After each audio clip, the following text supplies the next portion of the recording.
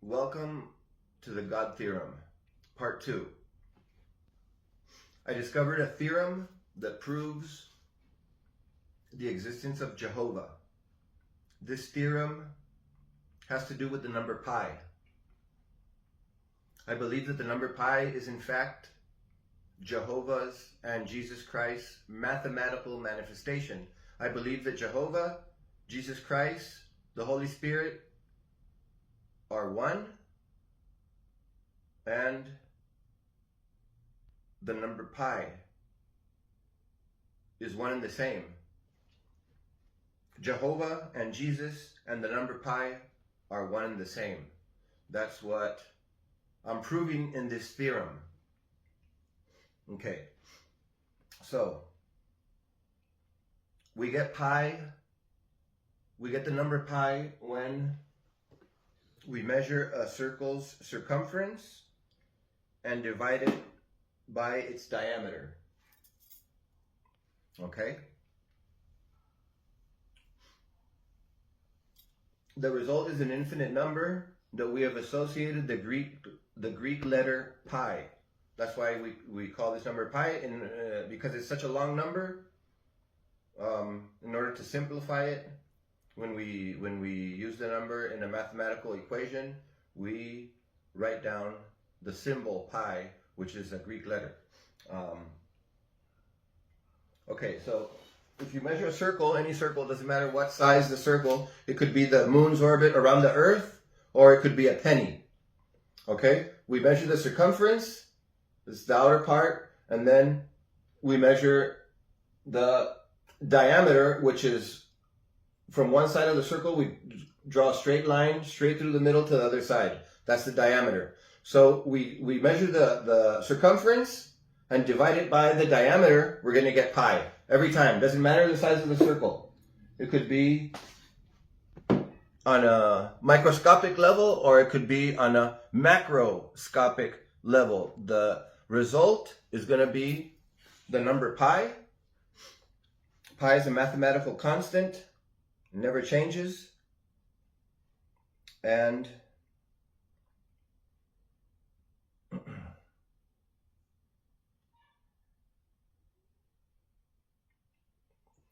this is the number pi.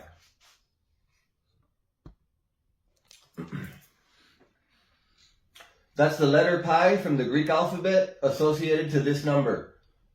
3.1415 926535, etc. On and on. It's an infinite number. It never ends. In school, they taught us that pi is 3.1416, which is rounding up this 15 9. They rounded up to 16, but in fact, it's 3.1415. Okay, so I'm going to read two verses that we already read in part 1 and discussed and explained in part 1, but these two verses are key verses in order to understand this entire theorem, so I'm going to read them again. Okay, so this theorem, it all has to do with pi. Each coincidence, I'm going to back up with a verse from the Bible. And, you know, there's so many coincidences that point at pi that it ends up being proof, mathematical proof. Now, this theorem does not threaten the faith, because in order to believe that these coincidences prove God's existence mathematically, we're going to need faith. Without faith, they're simply going to be a bunch of coincidences, okay?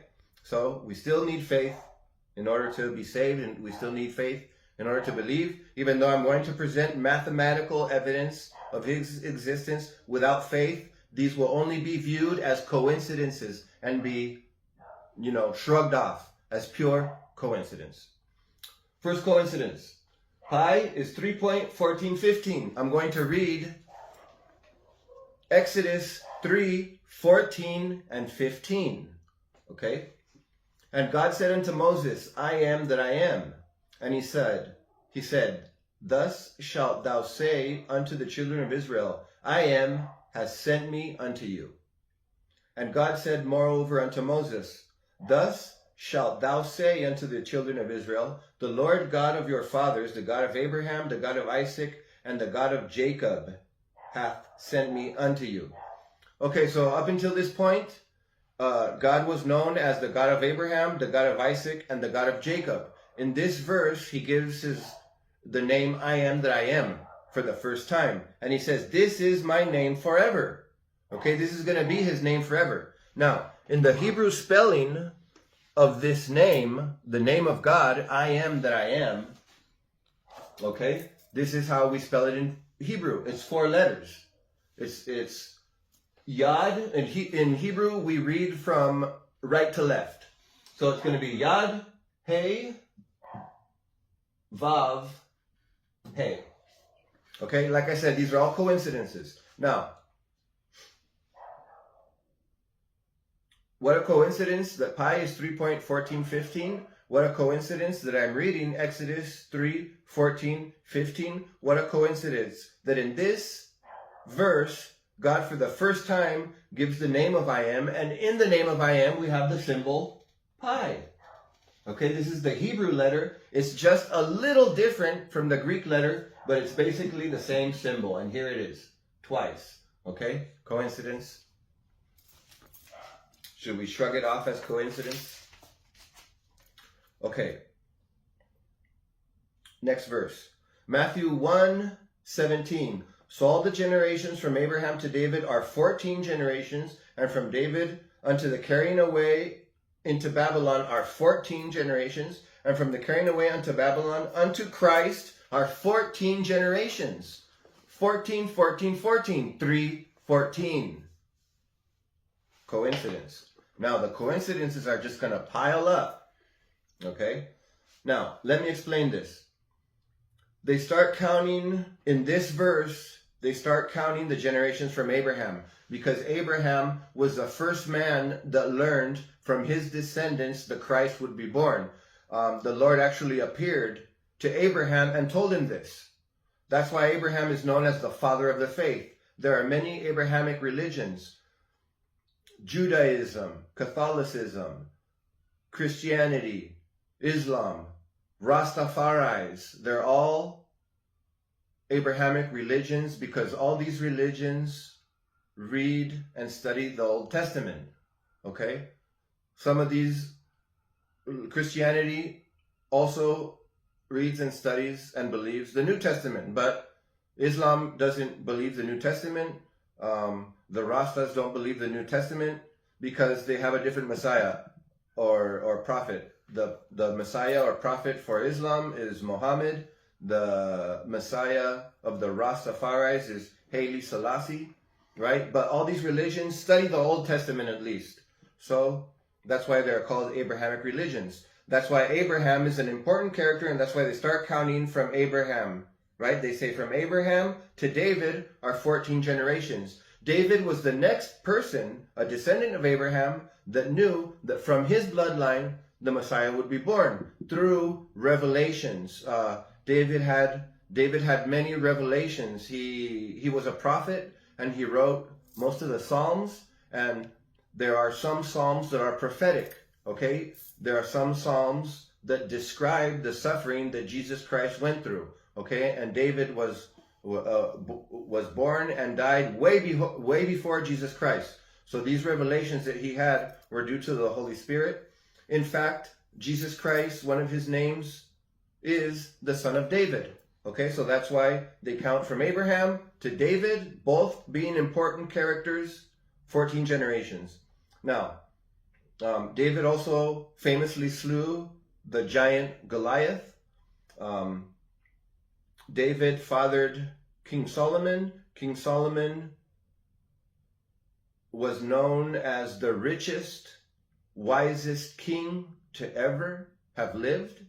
There has not been a king to this very day as rich as King Solomon. King Solomon was the person that built the first temple where the Ark of the Covenant housed. Okay, so we count 14 generations from Abraham to David, from David to the deportation to Babylon, another 14 generations.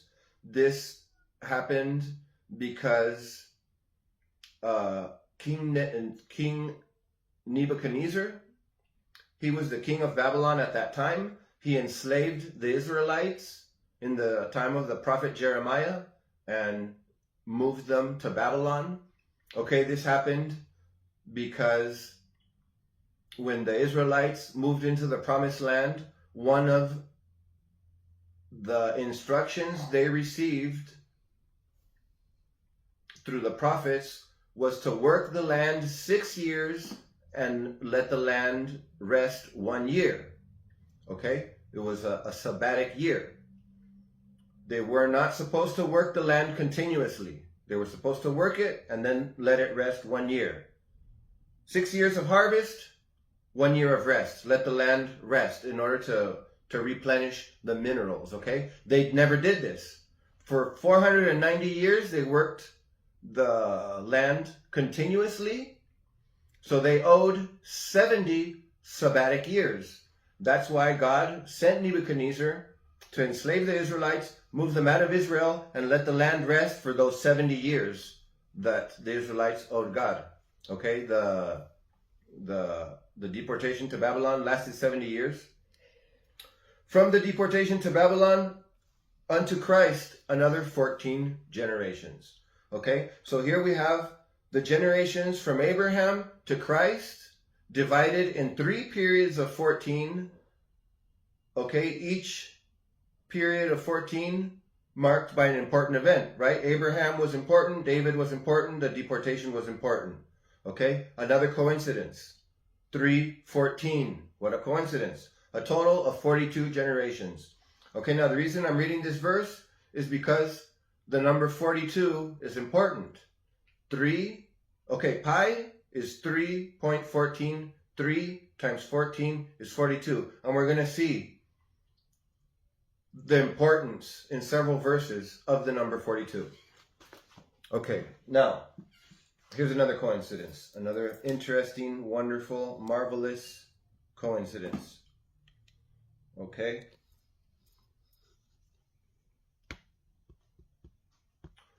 This design here is famously known as the seed of life, not to be confused with the flower of life. The flower of life has, okay, this design, the seed of life, is composed of 42 leaves. Okay? Now we just saw how there are 42 generations from Abraham to Christ, divided in 3 periods of 14. What a coincidence that the seed of life is made up of 42 leaves. Okay? Now, we can see that there are leaves laid out in 3 directions: horizontal, diagonal, and diagonal. So we're going to count the horizontal leaves real quick.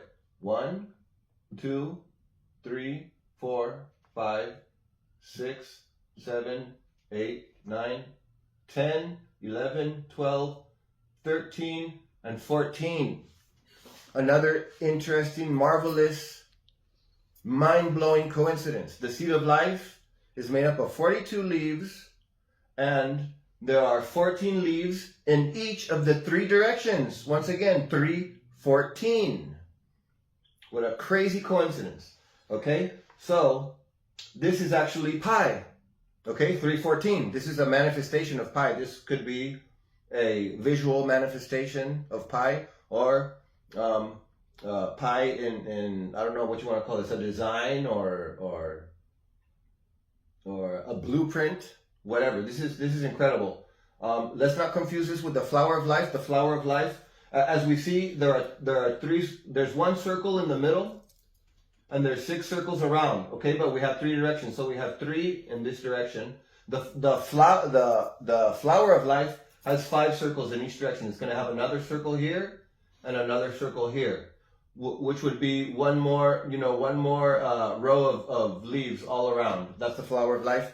But we're not going to discuss the flower of life. I'm just clarifying that this is not the flower of life. This is called the seed of life. Okay? And it has coincidentally, it lines up exactly with the generations from Abraham to Christ. Okay? Another interesting coincidence. We're going to study this design a lot more in this theorem, but in future videos. This actually holds many, many secrets that we're going to study later on. Okay? But in this video, we're going to focus on periods of time mentioned in the Bible, important periods of time that all have to do with the number 42, that is a result of multiplying 3 times 14, and pi is 3.14. Okay, so let's get into it. We're going to start reading this verse and the previous verse we already discussed in the God Theorem Part 1. I just wanted to clarify that these two verses are very important to the entire theorem. So, and the reason they're important is because Exodus 3:14-15 is the first time God uses the name I am, and in the spelling of the name I am is the symbol for pi. Okay, and in verse Matthew 1:17, we have the generations from Abraham to Christ, which are also 14, 14, 14, 314, which is pi. Okay, and this verse that I just read, Matthew 1:17, informs us that from Abraham to Christ are a total of 42 generations. Now that number 42 is the base for this entire video, the God Theorem Part 2, in which we're going to discuss important periods of time mentioned in the Bible. Okay. So, this verse is Revelation chapter 11, verse 2 and 3. It says, But the court which is without the temple leave out, and measure it not. For it is given unto the Gentiles, and the holy city shall they tread under 42. It says, for the holy city they tread under, let me start again. But the court which is without the temple leave out, and measure it not. For it is given unto the Gentiles, and the holy city shall they tread under foot 42 months. Okay, so here they mention the number 42. It's 42 months. And I will give power unto my 2 witnesses, and they shall prophesy 1,260 days, clothed in sackcloth. Okay, so Revelation is the last book in the Bible. It was written by John. John was exiled to the island of Patmos for preaching the gospel. While he was in exile, he received the revelation and wrote it down. So here an angel tells John to measure the temple, but he says, don't measure the outer court, because it's been given to the Gentiles to tread upon. The Gentiles are going to enter the outer court. Now, it was forbidden for Gentiles, which are non-Jewish people, to enter the outer court. Only Jewish people could enter the court. Okay? So, what's going to happen here is this is going to be a time when, how could I say, the outer court will be invaded. Okay? Let's use that word. By Gentiles. Right? It says here, and the holy city shall they tread under foot 42 months, right? Meaning they're going to, basically profane, I guess, or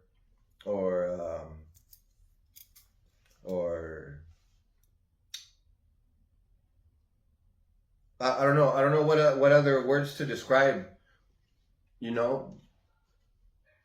the Jews, when Paul was letting Gentiles into the outer court, the Jews wanted to kill Paul for that, so it's a big deal. It's a big offense to the Jews for a Gentile to enter the outer court, right? But in this time, the Gentiles will be allowed to enter the outer court, and they shall tread, it says, they tread underfoot 40 and 2 months. Okay?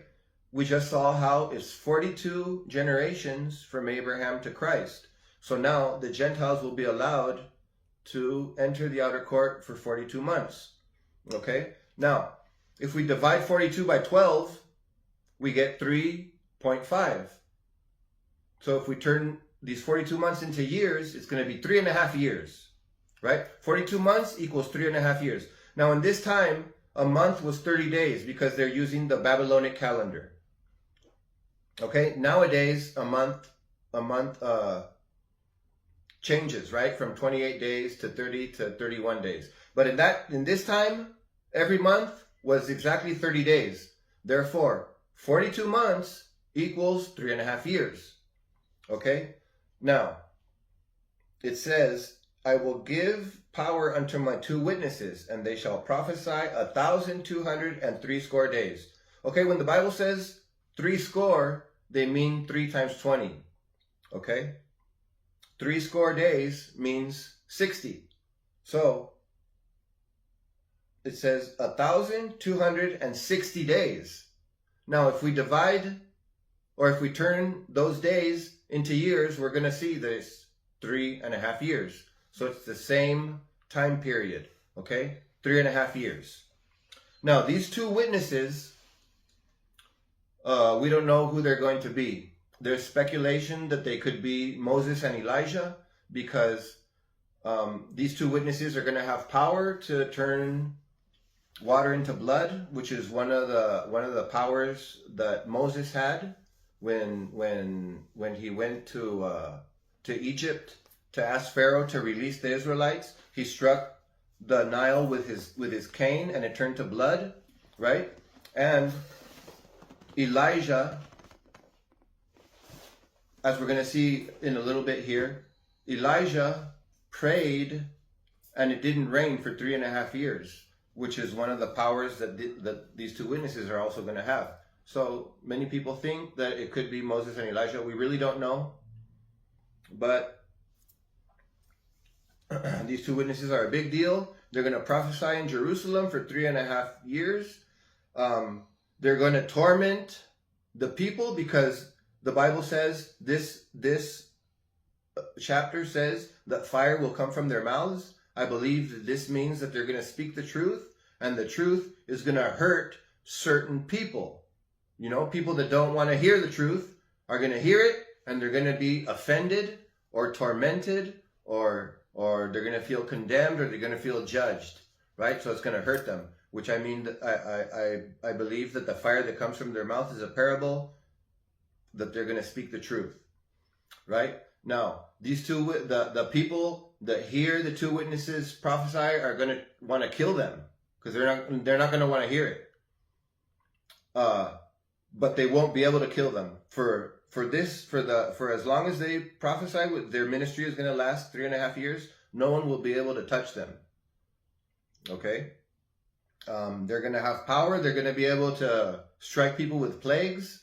They're going to have supernatural power behind them. Okay? So the coincidence here is that their ministry is going to last 42 months. Another coincidence is that the Gentiles will be allowed to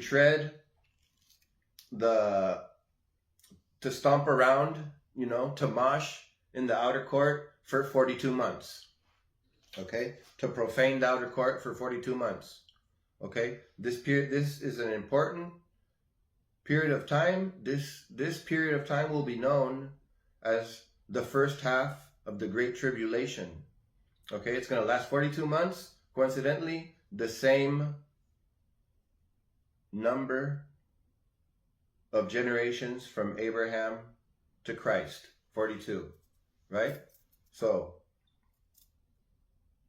pi is 3.14. If you multiply 3 times 14, you get 42. So all these verses I'm going to bring it back to pi in that way, right? Strange coincidence. Okay. Revelations 13:5 says, and there was given unto him a mouth speaking great things and blasphemies, and power was given unto him to continue 40 and 2 months. All right? again, 42 months, 3.5 years, right? Pi is 3.14. 3 times 14 is 42. 42 months, 3.5 years. Now, they're talking about the beast here, the Antichrist. Revelations 13, the entire chapter is about the dragon and the beast. Okay, the dragon being Satan, the serpent of old, the beast being the Antichrist. Here, we learn that the Antichrist is going to receive power 42 months. Again, 3.5 years. What a strange coincidence. Okay, this is going to be the second half of the Great Tribulation. The first half is when the two witnesses prophesy, 42 months. The second half is when the beast comes on the scene and receives power, 42 months. Okay, so these are two periods of 3.5 years. Combined will form the Great Tribulation, a period of 7 years. So the Great Tribulation is going to last 7 years. In months, it's 84 months, right? This would be 2 times 42. There's that number again, 42. It comes up constantly in these important periods of time that we're going to study right now. Okay.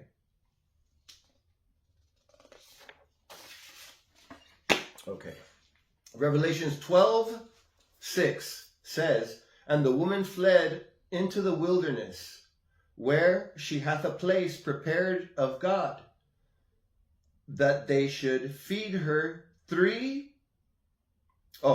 they should feed her there 1,260 days."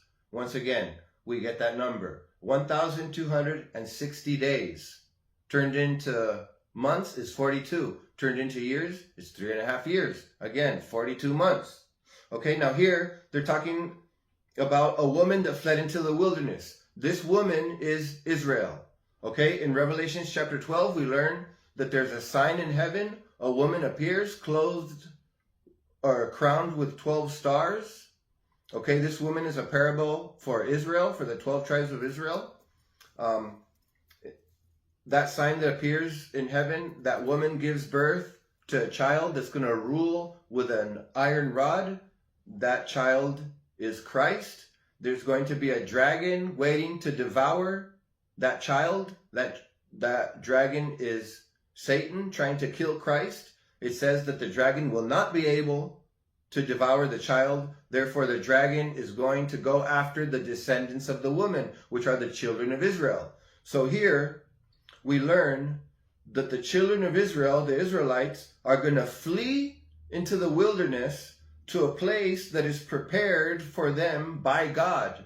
Okay, this place that they're going to find refuge for this period of time, which is 42 months, which is the same period in which the Antichrist is going to receive power. And with his power, he's going to persecute Israel for 42 months. The Israelites are going to find refuge in the city of Petra. Another coincidence, okay? This theorem has to do with the number pi. The Israelites, okay, pi is 3.14. 3 times 14 is 42. The Israelites are going to flee into the wilderness for 42 months, and they're going to find refuge in the city of Petra, Pi Etra, okay? It's a city cut out of stone. We've seen this city in Indiana Jones and the Last Crusade. In the last scene of that movie, we see one of the temples in Petra. Okay?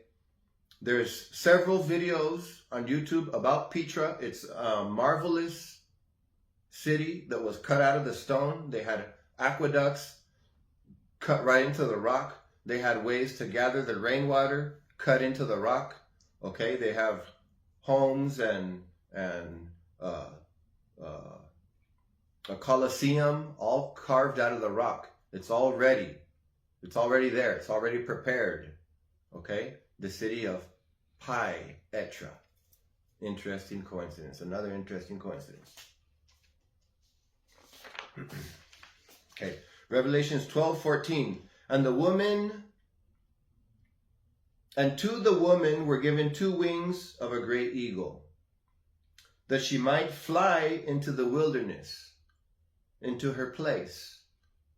where she is nourished for a time and times and half a time from the face of the serpent. Okay? They're talking about the same woman, the same period of time, the same serpent, right? The dragon, the serpent of old, is going to persecute the Israelites. The Israelites are going to find, nourishment in the wilderness.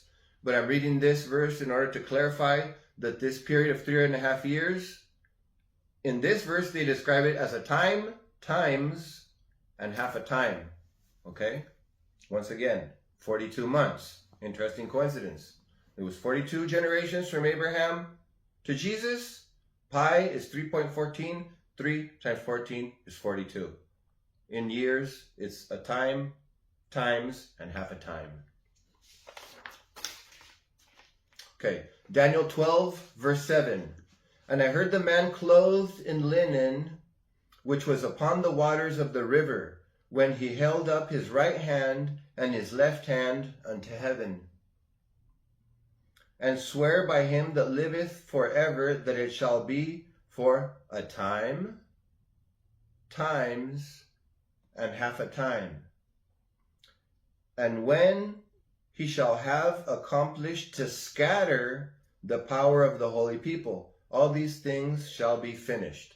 Okay, so here we're reading from the book of Daniel. Daniel had, here he was receiving revelation also of the same 3.5 months, when it says here,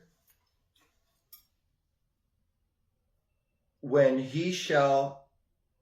they're talking about the Antichrist, when he shall have accomplished to scatter the power of the holy people. Okay, here he's talking about, since the Antichrist is going to persecute the holy people, they're going to be scattered. Okay, it says for a time, times, and half a time. So Daniel is having a vision of the same 42 months, the second half of the Great Tribulation. Okay, interesting. What's interesting about this is that it's a period of 42 months, right? Pi is 3.14, 3 times 14 equals 42. Boom. The coincidences keep stacking up. Okay, James 5:17 says, Elijah was a man subject to like passions as we are, and he prayed earnestly that it might not rain. And it rained not on the earth by the space of 3 years and 6 months.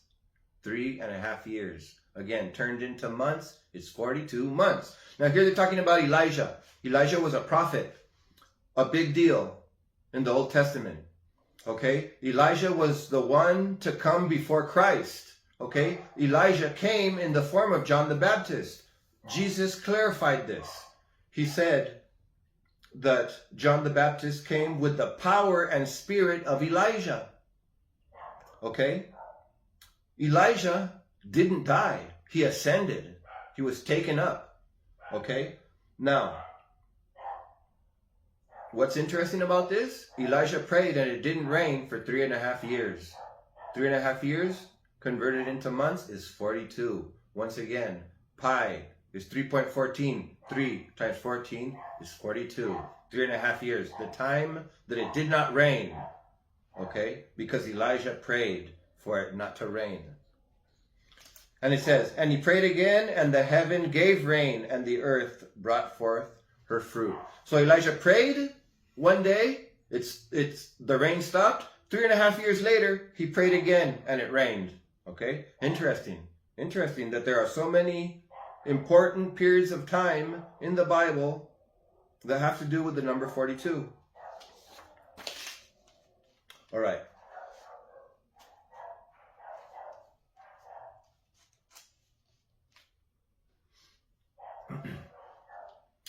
Okay, Genesis 41, verses 26 and 27. The 7 good kine are 7 years, and the 7 goody ears are 7 years. The dream is one. And the 7 thin and ill favored kine that came up after them are 7 years. And the 7 empty ears blasted with the east wind shall be 7 years of famine. Okay, so here we're reading about Joseph, the dreamer. Okay?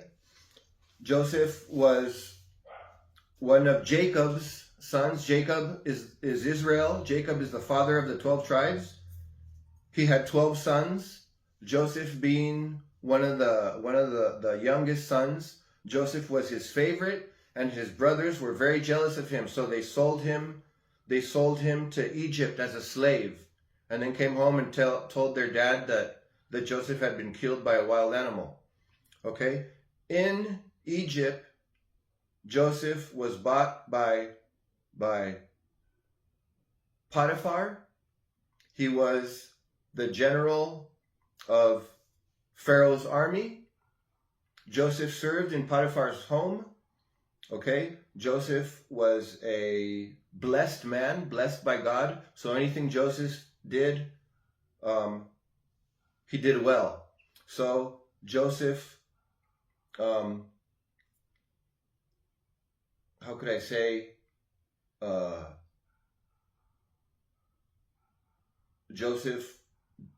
work that Joseph did in Potiphar's home was notable. Okay? Everything Joseph did, he did well. God blessed him. Right? So Potiphar loved Joseph. Even though he was a slave, he loved him. Potiphar gave Joseph command over his entire home. Right? Over everything except his wife. Now, since Joseph was so blessed, since he was so good at everything he did, Potiphar's wife noticed Joseph and tried to seduce him several times. Joseph denied her. This upset her, and she accused Joseph of rape. So Joseph was thrown in jail. In jail, once again, Joseph was humble and submissive and obedient, and Joseph he had the keys in jail, right? He became almost the warden. Okay? Now in jail, while he was in jail, the Pharaoh's cup man and the Pharaoh's bread man got thrown in jail. And so the Pharaoh's cup man had a dream. So did Pharaoh's bread man. They both had a dream in jail. Joseph heard about these dreams, gave them the meaning of the dreams, right? Joseph said that the bread man was going to die in 3 days, but the cup man was going to be forgiven and be released in 3 days.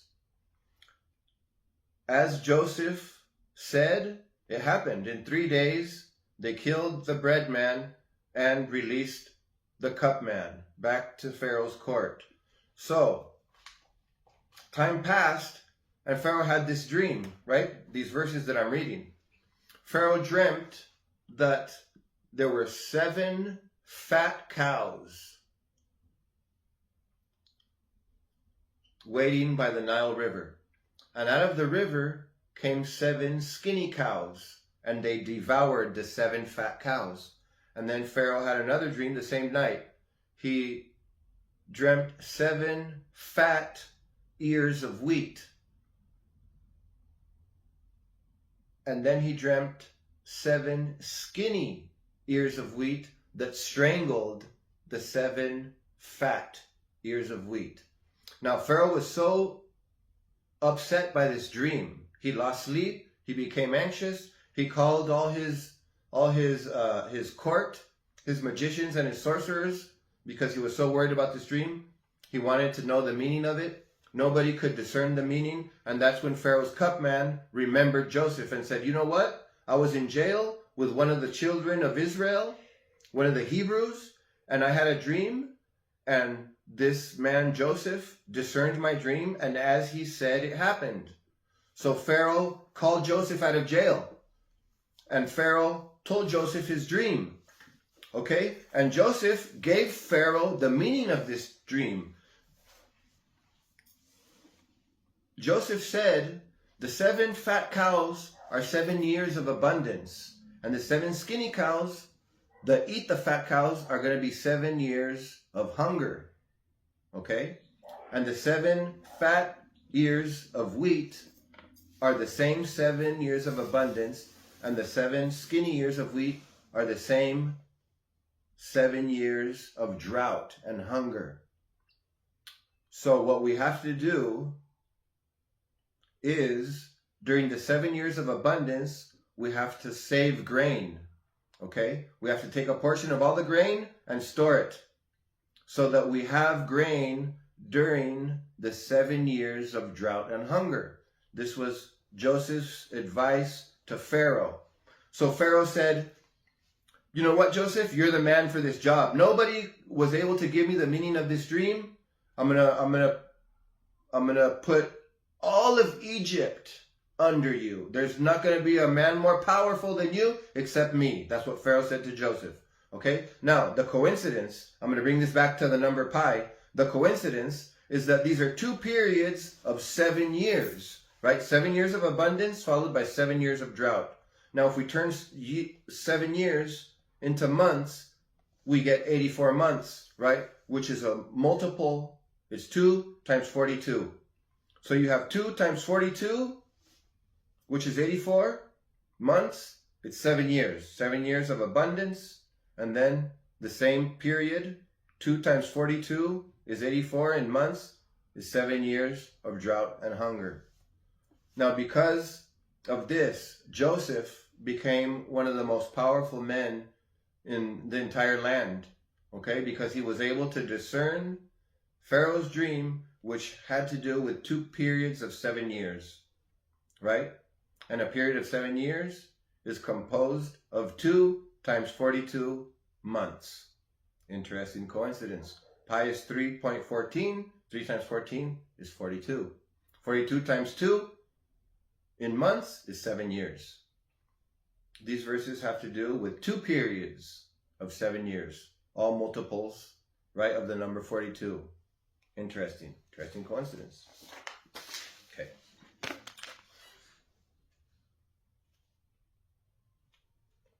Okay.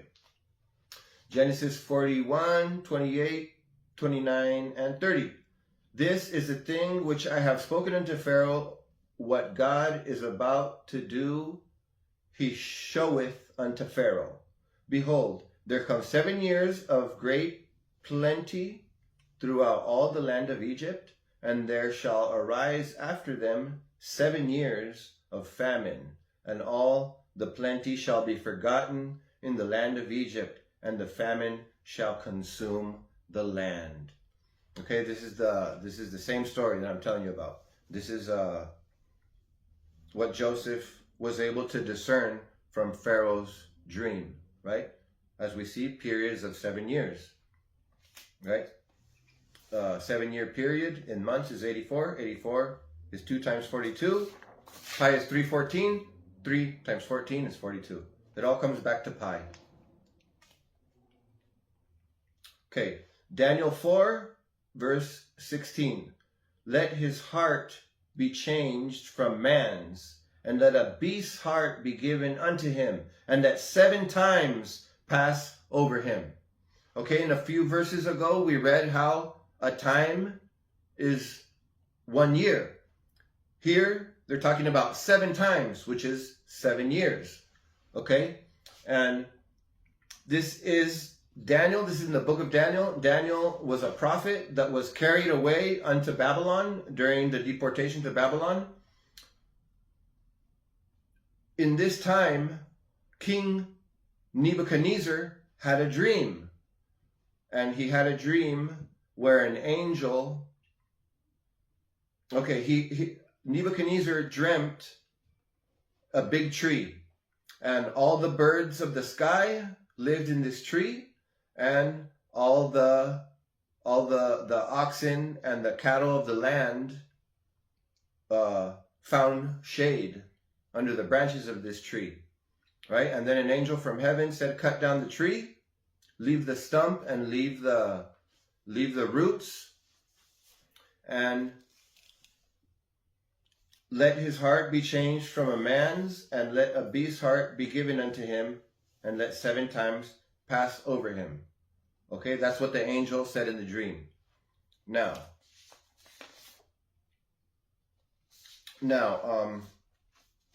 a lot like the story of Joseph, Daniel was taken to Babylon as a slave. And when Daniel was able to interpret this dream that the king of Babylon, Nebuchadnezzar, had, Daniel won favor in the king's eyes. Now, again, Nebuchadnezzar was worried about this dream, but he didn't know the meaning. He called all his people. His people weren't able to give him the meaning. Daniel was able to give him the meaning. And what Daniel said to Nebuchadnezzar was, the tree is you, King Nebuchadnezzar, okay? And your kingdom. That's why all the birds found refuge in your branches, and all the oxen found shade under your branches, right? He's talking about a kingdom and all the people that lived in that kingdom. Now, the angel commanded the tree to be cut down, and then said, let his heart of man be replaced by a heart of animal, and let 7 times pass over him. Now, in this dream, the explanation was that the warning to Nebuchadnezzar was that he should be humble, okay, and understand, because the angel said in the dream, it is the Lord that gives the kingdom to whoever pleases him. Okay, so Nebuchadnezzar, you must stay humble before the Lord and remember that it is the Lord that gave you this kingdom. So after a year went by that Nebuchadnezzar had this dream, and he forgot about it. And one day he was looking at the great kingdom of Babylon, and he said, look at the great Babylon, which I have made. Right then and there, boom, Nebuchadnezzar, it says here, let his heart be changed from a man's, and let a beast's heart be given unto him. Okay, right when Nebuchadnezzar said, look at the great Babylon which I have built, because he was filled with pride, his heart, his man's heart, was replaced with a beast's heart, meaning he lost his mind. Okay, and he lost his kingdom. All the people that backed him didn't back him anymore, didn't support him anymore. Nebuchadnezzar went crazy. He went into the field. He crawled on all fours. His hair grew long. His fingernails grew long. He ate grass with the animals, and he slept in the field with the animals until 7 years passed. Just like it says here, 7 times. Again, I'm going to take it back to pi. 7 years in months is 84. 84 is 42 plus 42. Okay, pi is 3.14. 3 times 14 is 42. So the 7-year period in which Nebuchadnezzar went crazy, right? Once 7 years passed, he got his mind back. He became sane again and glorified God. From then on, he was a believer. Nebuchadnezzar became a convert. He became a worshiper of Jehovah, of Yahweh. Okay? Because of this 7-year period. Okay? An important 7-year period mentioned in the Bible. Like I said, I take it all back to the number pi. Pi is 3.14. 3 times 14 is 42. 2 times 42 is 84. 84 in months is 7 years. The same period of time that Nebuchadnezzar lost his mind and was eating grass like a donkey. Okay.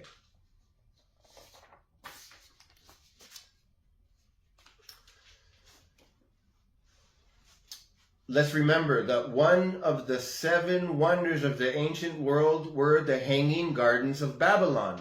That's the same Babylon we're talking about, okay? Nebuchadnezzar's kingdom. So just a little interesting nugget of information there.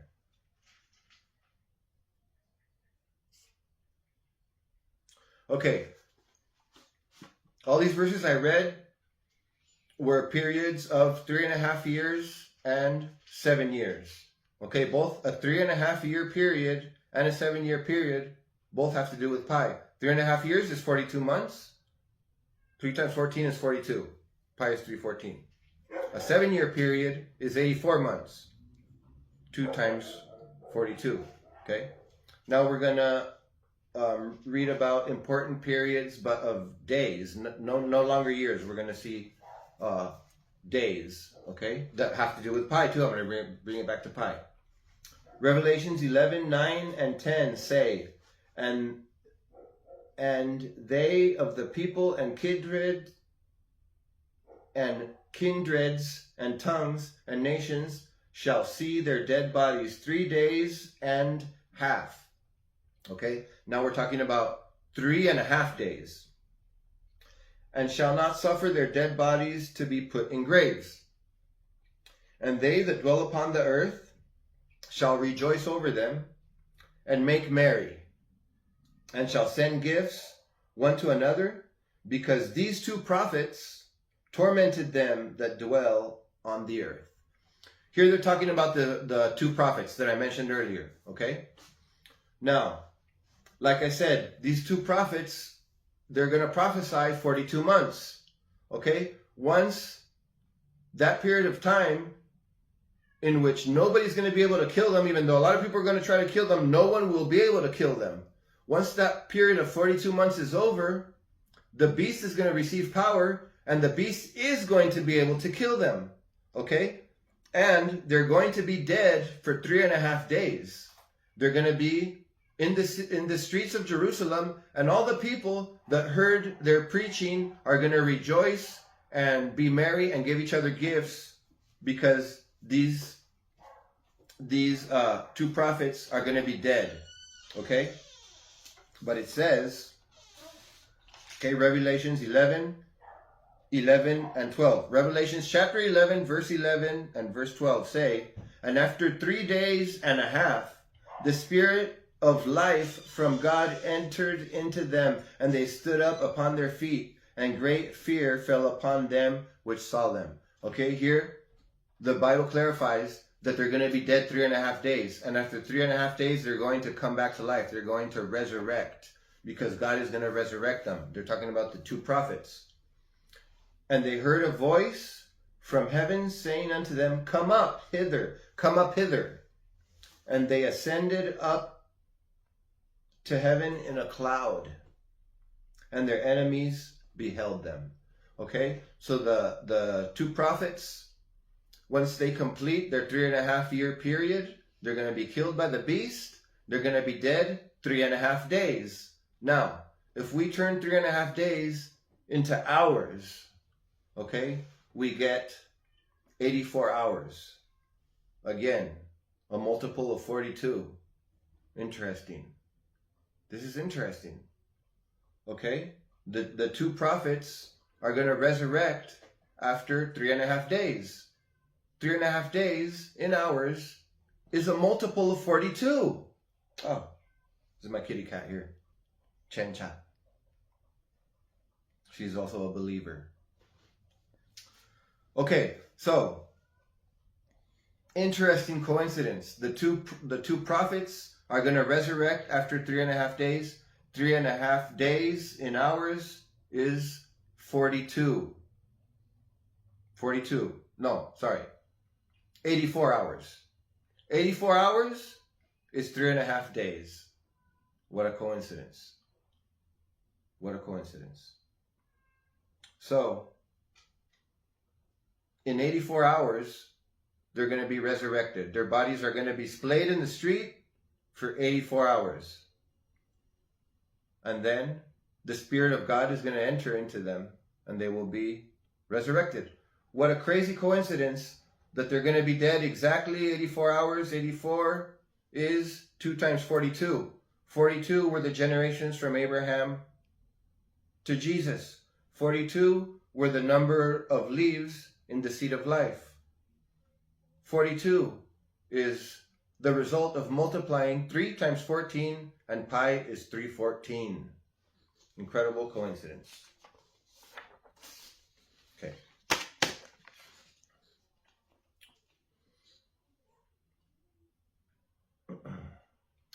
Okay, John chapter 2, verses 19, 20, 21, and 22 say this. Jesus answered and said unto them, destroy this temple, and in 3 days I will raise it up.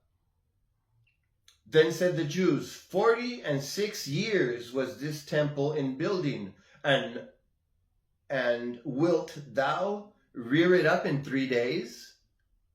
But he spake of the temple of his body. When therefore he was raised from the dead, his disciples remembered that he had said this unto them, and they believed the scripture and the word which Jesus had said.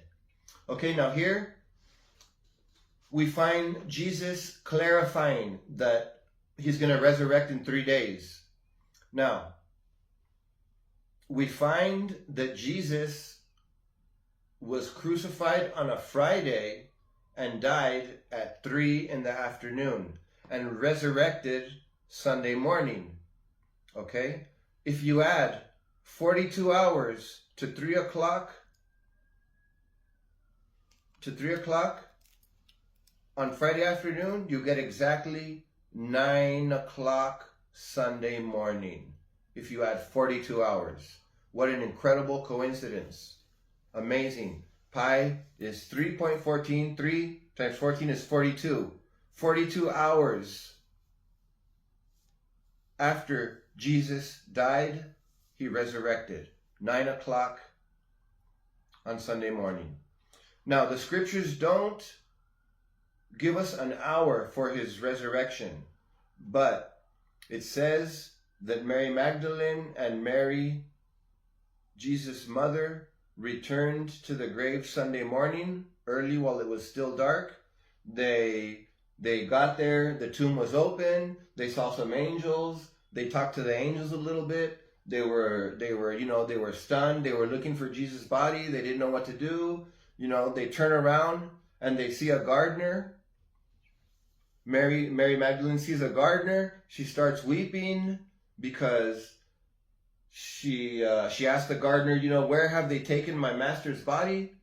When the gardener said Mary realized it was Jesus. Okay? So they get there early Sunday morning.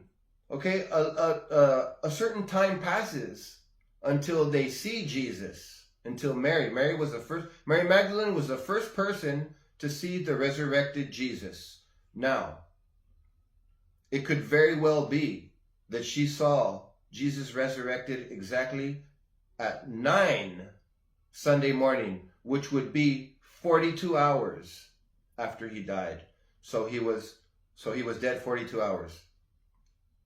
What another amazing coincidence. I mean, these are so many coincidences, I think it's pretty obvious that they're not just coincidence. This is mathematical evidence that Jesus Christ is real, that Jehovah is real. And what is the proof? The number pi. Because all these important periods of time are multiples of the number 42. Pi is 3.14. 3 times 14 is 42. Okay? I mean, I've been reading the Bible 10 years, and I started noticing these coincidences over a period of a decade. Okay? So I didn't just realize this one day. It was little by little by little, right? And this is the God theorem part 2. It's probably going to be maybe 4 videos in where I mention every single coincidence that I've noticed that has to do with the number pi, and there are so many that it's pretty clear that this is, in fact, mathematical evidence of Jehovah's existence and Jesus Christ's existence and proof that he is the Messiah. Okay, Genesis 2, verse 2 and 3.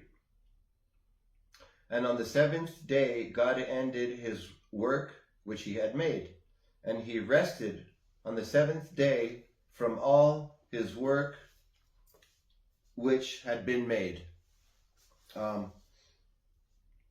Fernanda, can you bring me the Star of David that's hanging on my wall in my bedroom, please? Okay, Fernanda's my wife. She's my helper here, my rib thing. Thank God for her. God bless her.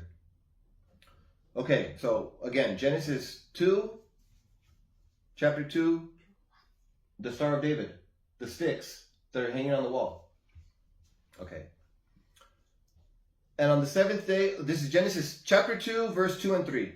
And on the seventh day, God ended his work which he had made, and he rested on the seventh day from all his work which he had made. Okay? And God blessed the seventh day and sanctified it, because that in it he had rested from all his work which God created and made. Right? And God blessed the seventh day and sanctified it, because that in it he had rested from all his work which God created and made. Okay, these verses tell us that God rested on the seventh day. This is the 7 days of creation. God created the world and everything that's in it in 6 days, and then rested on the seventh. Okay? Okay. So, another amazing coincidence.